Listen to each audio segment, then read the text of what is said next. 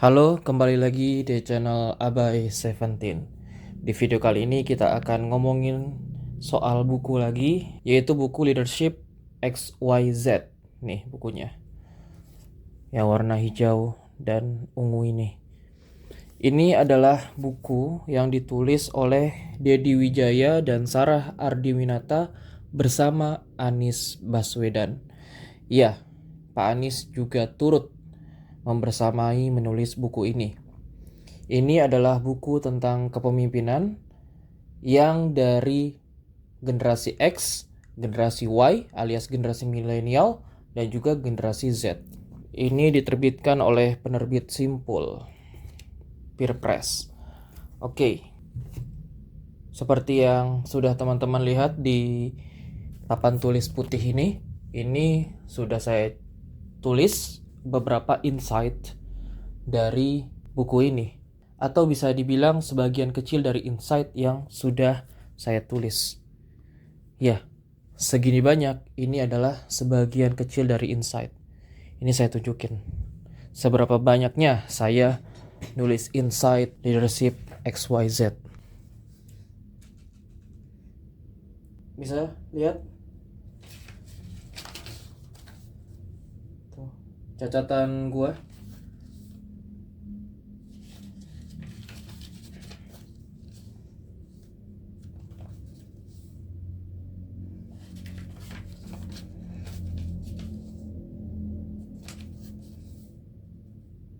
Iya, yang kalian lihat tadi itu adalah catatan dari buku ini. Insight-insight yang gue ambil dari buku ini, Leadership XYZ. Jadi memang berdaging itu, sedaging itu buku ini. Buat teman-teman yang belum punya bukunya dan mau baca bukunya, link pembelian bukunya ada di YouTube Shopping, ada di bawah. Kalian cek aja ya.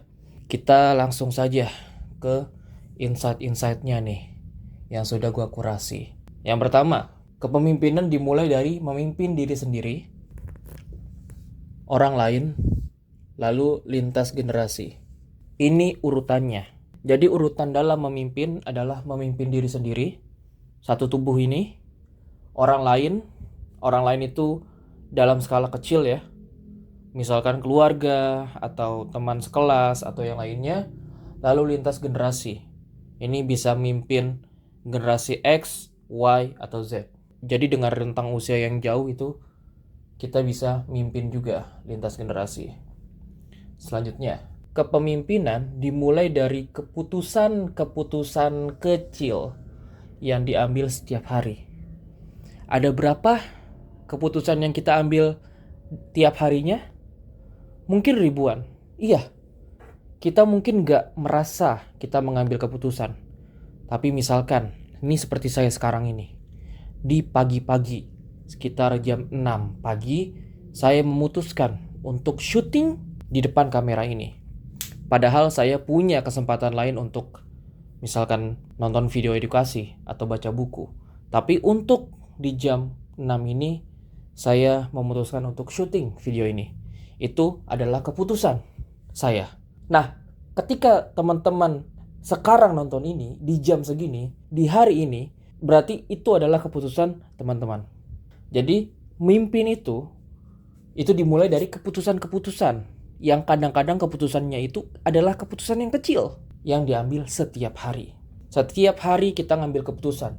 Semakin banyak kita ngambil keputusan, semakin dilatihlah kepemimpinan kita. Selanjutnya, prinsip komunikasi lintas generasi nih.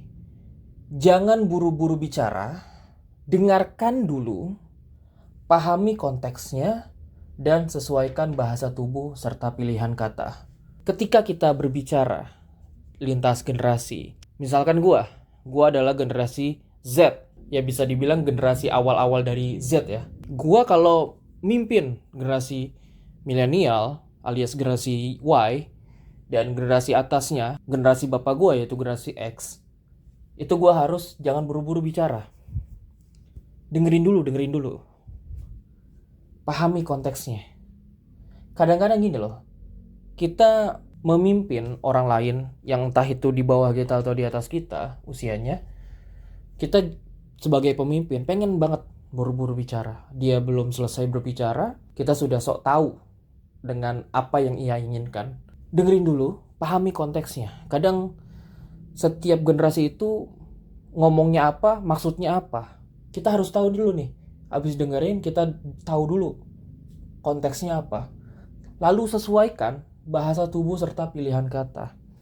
Makanya, komunikasi secara nonverbal itu juga dibutuhkan dalam memimpin, terutama memimpin lintas generasi. Selanjutnya, jika menghadapi masa sulit, maka bilang pada diri sendiri, saya bukan orang pertama yang mengalami ini.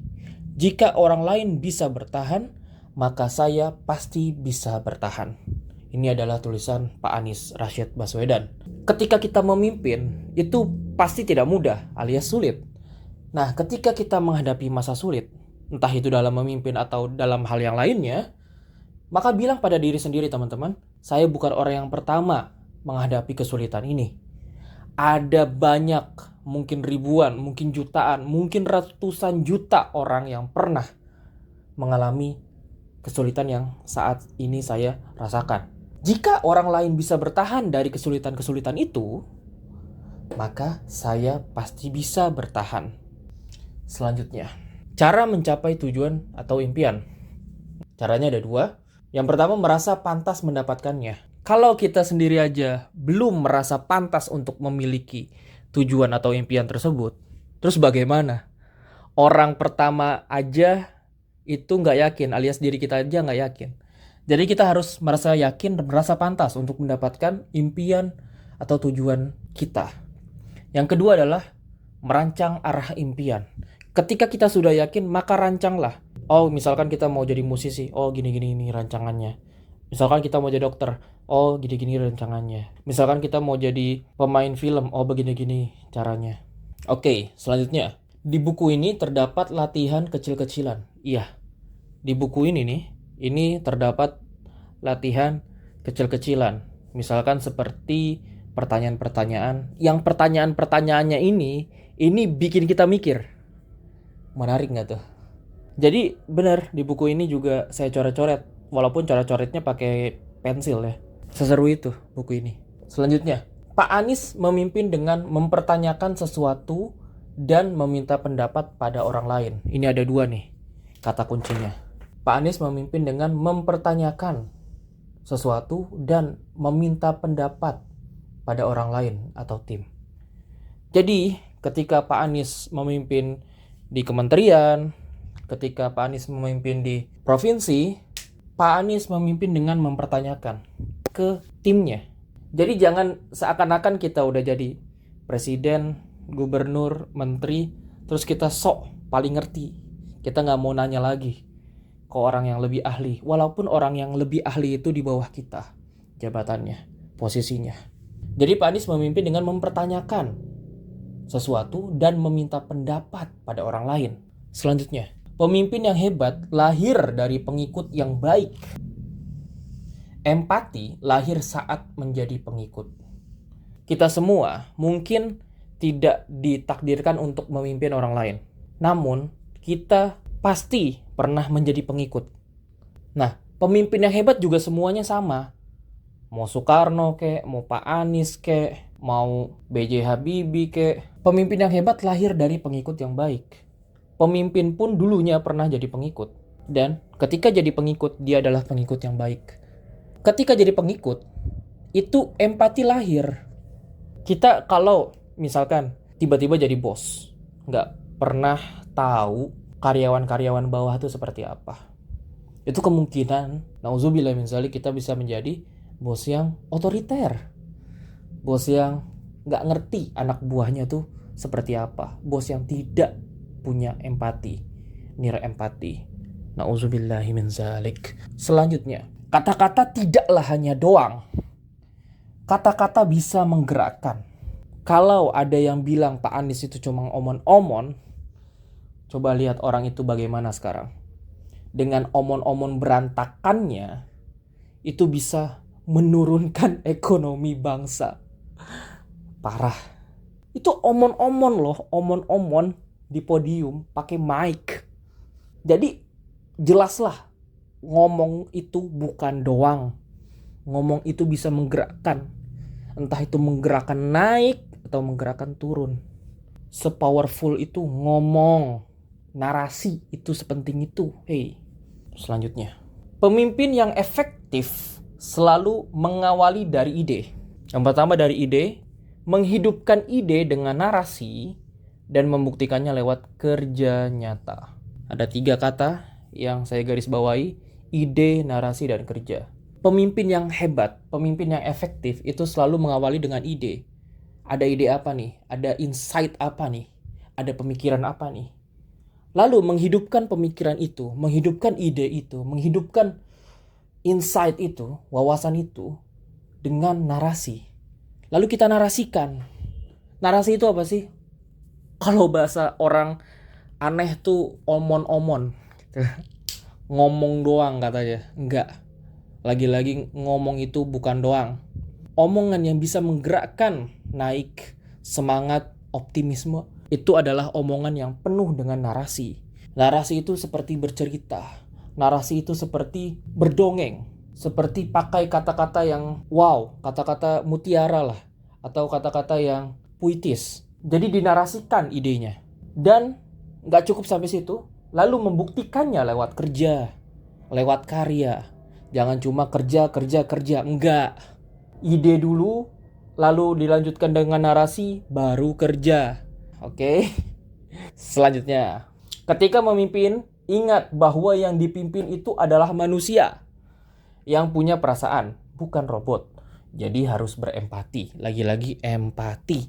Ini gue punya pengalaman buruk ketika memimpin ya.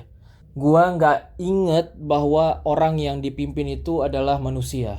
Padahal waktu itu gue memimpin skala kecil. Bukan memimpin lintas generasi yang jauh banget usianya dari gue, enggak. Tapi seakan-akan gue ngelihat mereka itu seperti robot. Harus ini, harus itu. Dulu gue gak punya empati. Dan akhirnya iya, gue gagal di situ. Gue punya pengalaman yang buruk di situ. Dan akhirnya bisa gue jadikan pelajaran ya. Selanjutnya, di buku ini, tulisan paling sedikit namun ngena adalah Pak Anies. Nah, kalau kalian ngelihat dari nama penulisnya, Pak Anies ini diletakkan di paling bawah. Karena Pak Anies ini adalah melengkapi tulisan dari buku ini. Lalu, tulisan paling banyak adalah Bang Deddy. Bang Deddy ditulis paling awal di buku ini. Dan tulisan paling indah adalah Sarah. Nah, Pak Anies ini mewakili generasi X. Bang Deddy ini mewakili generasi Y, generasi milenial. Dan Sarah ini mewakili generasi Z. Tulisan Sarah itu indah banget di sini. Kalian bisa baca sendiri. Bener-bener bernarasi Sarah ini. Keren. Selanjutnya, ada transkrip dari obrolan ketiga penulis di buku ini. Jadi ketika ketiga penulis buku ini ngobrol, itu ada transkripnya. Apa sih yang mereka omongin tentang kepemimpinan? Jadi seakan-akan kita duduk bareng nih. Jadi seakan-akan kita jadi orang keempat di antara mereka. Selanjutnya, ketika pemimpin dilema. Ini untuk pemimpin sering banget menghadapi dilema. Ketika pemimpin dilema dalam memilih, pemimpin harus memahami konteks, berani ambil risiko, menakar dampak, berpegang pada nilai, membuka ruang dialog, dan menggunakan pengalaman, data, dan nilai. Jadi ketika kita sebagai pemimpin itu dilema, dan seringkali pemimpin itu dalam kondisi dilema, kita harus ingat poin-poin ini teman-teman. Selanjutnya dan terakhir, Sarah di buku ini menceritakan tentang diskusi dan pertentangannya dengan Bang Deddy. Ya, di buku ini ketika Sarah kurang setuju atau punya pertentangan dengan Bang Deddy ketika menulis buku ini ditulis juga di buku ini. Sehingga menambah keunikan karena Sarah jujur dan langsung ngasih tahu praktik dari memimpin diri sendiri. Yang paling vokal, menekankan memimpin diri sendiri adalah Sarah. Ketika Sarah dan Bang Deddy itu punya pemikiran berbeda ketika nulis buku ini Sarah bisa ngasih tahu kita selaku pembaca bagaimana kondisi hatinya, kondisi pikirannya ketika ada pertentangan-pertentangan kecil seperti itu. Dengan penulis yang sekaligus menjadi mentornya, yaitu Bang Deddy. Oke, itu aja. Mungkin insight dari buku Leadership XYZ. Mudah-mudahan insight-insight yang ada di buku ini, yang masih ada tuh di catatan gua ini nih, ya, ini bisa kalian baca. Linknya gua akan taruh di bawah, dan itu gratis. Mantap kan? Baik, itu aja teman-teman. Terima kasih terutama untuk Bang Deddy Wijaya, Sarah Ardiwinata, dan juga Pak Anies Rashid Baswedan. Sekali lagi buat teman-teman yang belum baca bukunya dan mau beli bukunya tersedia di YouTube Shopping. Lihat aja di bawah, oke? Itu aja dari gua. Terima kasih buat yang sudah menonton sampai habis. Terima kasih juga untuk yang sudah subscribe, like, comment, dan share. Bagaimana menurutmu tentang buku ini? Buat yang sudah baca bukunya, silakan komen juga ya. Terima kasih sudah menonton. Gua Abai 17 and have a nice day.